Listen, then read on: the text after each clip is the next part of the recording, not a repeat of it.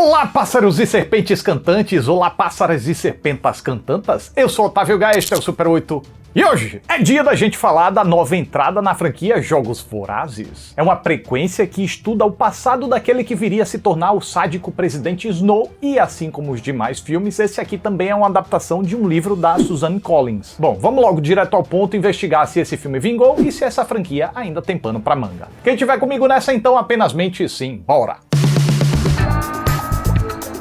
Os Jogos Vorazes passaram a serpentes? Um jogador que vence 3 vezes vira um tri bruto? A mocinha desse filme é madura porque não é verdinho? Tudo isso e muito mais agora, na 10ª edição dos Jogos Vorazes, marcando 10 anos do fim da guerra que levou à criação dos jogos e 64 anos antes da edição que nos apresentou a destemida Katniss Everdeen. Para melhorar a audiência televisiva do evento, os organizadores decidiram que agora cada um dos tributos seria orientado mediaticamente por um estudante playboy da capital. Nessa, o jovem Coriolanus Snow ficou responsável pela assertiva Lucy Greybird, mas eles acabam se envolvendo muito mais do que a encomenda pedia, o que pode trazer certas consequências inesperadas para a vida dos dois. Jogos Vorazes, a cantiga dos pássaros e das serpentes, chega com a proposta de fazer a gente se interessar pelo passado de um personagem odioso e desprezível da série de filmes principal. E na boa, consegue satisfatoriamente. Não que seja uma grande aposta desse projeto, afinal, é um filme baseado num livro que já provou o seu valor diante dos fãs. Então meio que bastava produzir algo na mesma vibração que sempre deu certo para já dar uma boa encaminhada na obra. Para diminuir ainda mais os riscos, os produtores trouxeram para dirigir o prata da casa Francis Lawrence, que dirigiu todos os filmes anteriores, com exceção do primeiro. Com isso, esse novo filme não traz grandes novidades ou surpresas narrativas, mas garante a coesão com o universo já estabelecido. E ainda que se passe tanto tempo antes e traga novos atores para interpretar alguns personagens já conhecidos, é de se admirar como não há nada fora do lugar descaracterizando o universo, desde os cenários que surgem menos sofisticados, mas ainda assim preservando aquele clima de pompa e fartura do lado vitorioso contra a opressão, pobreza e carência que sofre o lado derrotado. O cenário de batalha também é muito mais simples, contando com tecnologias ainda muito precárias e falhas, detalhe que é inclusive muito bem incorporado no desenvolvimento da batalha, mas nem por isso a ambiência do lugar, que é quase uma arena de gladiadores mesmo, deixa de transmitir aquela atmosfera de perigo e disputa pela vida que a gente conheceu. Da mesma forma, os figurinos dos playboys da capital são muito menos chamativos, mas dá para encontrar traços daquela coisa burlesca e brega que seria bem característica no futuro. Onde dá pra encontrar esses traços? Em especial naqueles personagens que são mais midiáticos ou que querem usar seu visual pra se impor, como é o caso da personagem da Viola Davis. Personagem curiosa essa aí, viu? Teria tudo pra cair na caricatura. Não, minto. Ela caiu na caricatura com seu jeito de falar sempre muito emblemático, seu jeito de se portar extraordinariamente marcado, suas entradas triunfais, mas eu não enxerguei como uma atuação caricata, o que aí sim pra mim seria ruim. A personagem é que é caricata, ou seja, dentro da história ela pode ser percebida como tal. Talvez isso ficasse mais evidente se os personagens ou o próprio filme, através da narrativa, notasse essas características dela. Ou ainda se a personagem tivesse quebras mais substanciais, sabe? Eu acho que momentos de desconstrução em que ela não fosse tão triunfal o tempo todo poderia engrandecer a personagem. Mas ainda assim me pareceu, sim, uma composição orgânica dentro desse universo onde as pessoas estão aprendendo que, para se impor, precisam colocar uma melancia na cabeça para aparecer. O que não é o caso de todo mundo, e aí a gente tem na contramão o professor interpretado pelo Peter Dinklage como um cara amargurado, que se afunda em goró pesado como autopenitência por ter dado sem querer a ideia que viraria os Jogos Vorazes. Mesmo com sua voz poderosa, Dinklage fala com pesar, com preguiça, revelando aos poucos seu imenso desprezo por aqueles que se beneficiam dos jogos totalmente desconectados da crueldade que é isso. Por isso, o motivo da antipatia do professor pelo Coriolanus não fica muito claro de início, mas à medida que a história vai se desenrolando, a gente percebe como o professor era perspicaz e já conseguia fazer uma leitura muito profunda do jovem Snow. Aliás, dois conseguem fazer essa leitura, ele e a doutora Gall. A diferença é que, enquanto o professor despreza, a doutora admira. E bem, o Coriolanus Snow, por sua vez, ganha uma composição de Tom Blythe contida, sisuda, observadora. O sujeito facilmente passaria despercebido e seria esquecível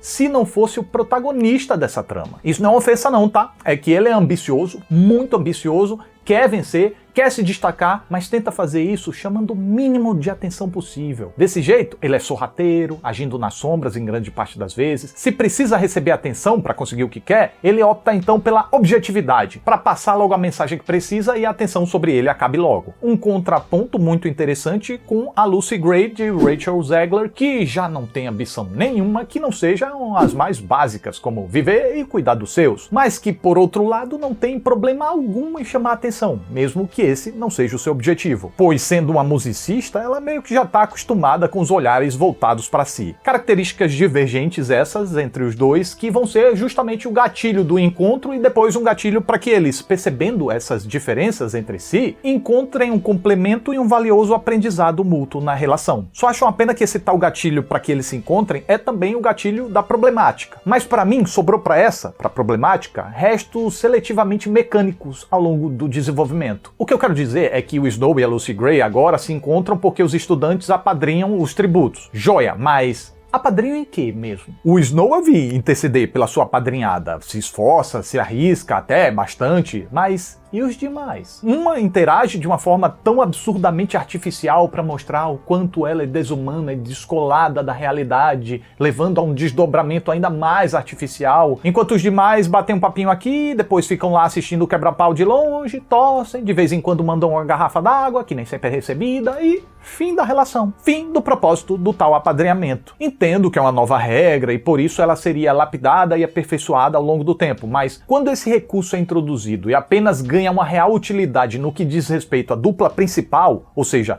só quando convém, pode gerar momentos que soam como conveniências. E conveniências geram artificialidade. E artificialidade fazem a gente embarcar no filme de forma mais amena. Pelo menos isso aconteceu comigo. Acho que Jogos Vorazes, a Cantiga dos Pássaros e das Serpentes, se beneficia muito quando traz seus dois personagens principais pra frente e se propõe a desenvolver suas personalidades conflitantes / complementares e a relação de admiração e divergência que são despertadas através do jogo voraz da vez, que liga os dois protagonistas de forma muito intensa a partir da experiência de risco de morte. E se pelo lado do carinha a gente não tem tanta imprevisibilidade assim, já que a gente conhece o futuro dele, a imprevisibilidade já é muito mais eficaz do lado da moça, que até por isso é capaz de protagonizar alguns momentos contagiosos em meio às provações e riscos que ela passa. Porém, enquanto estão inseridos no contexto do jogo voraz, o filme destaca tanto os dois dos demais personagens de padrinhos e apadrinhados que esses praticamente viram peças, manequins, cujos objetivos e personalidades são definidos apenas por seus arquétipos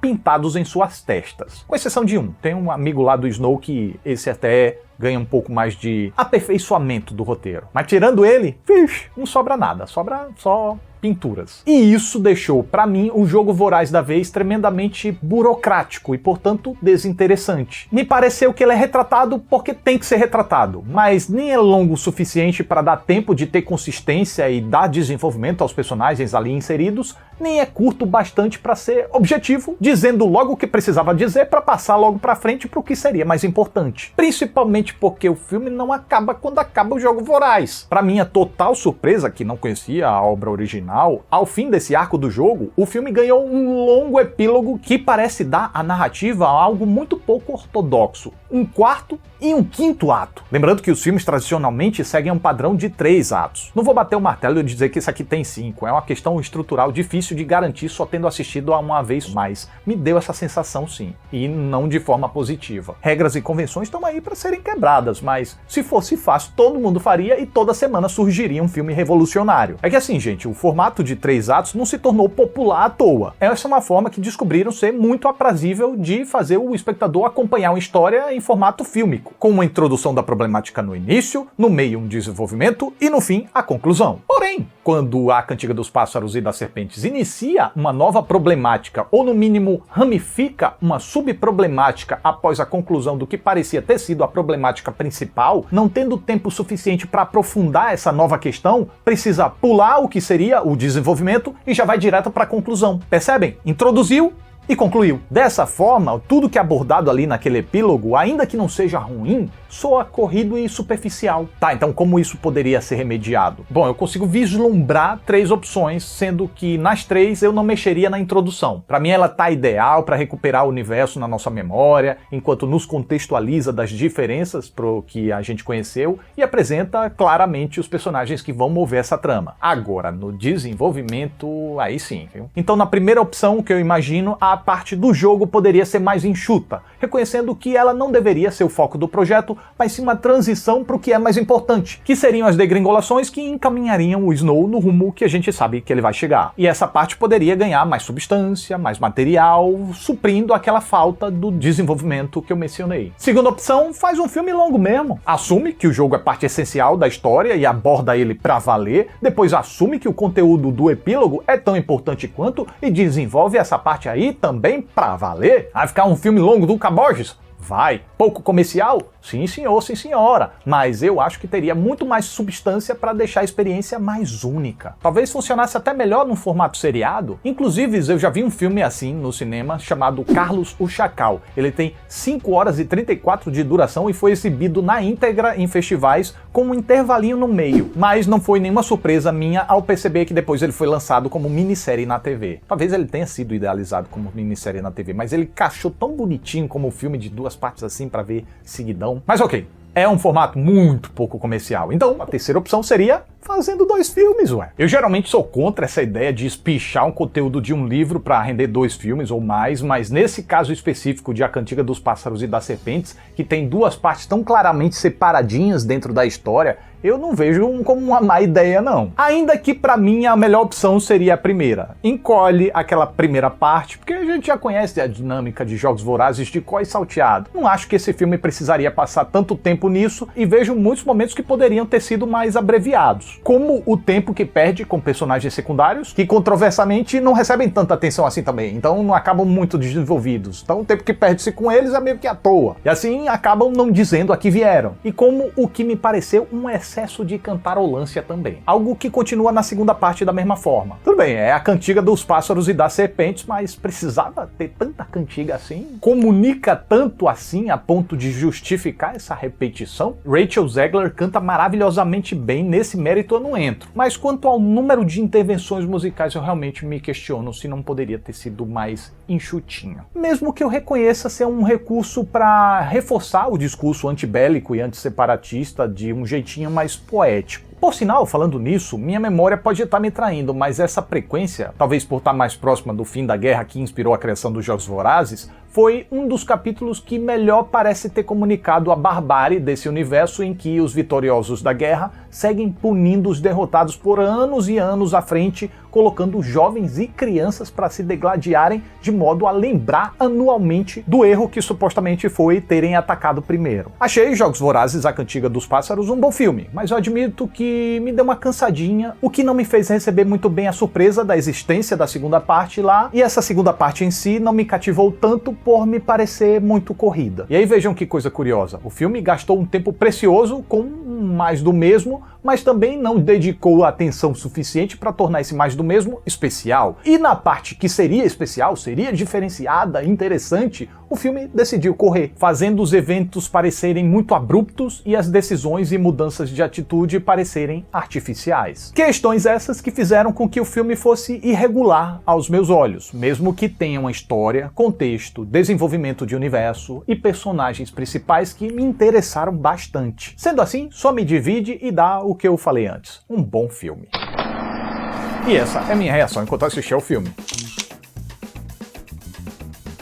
Então é isso, mais um Super 8 tá chegando ao final.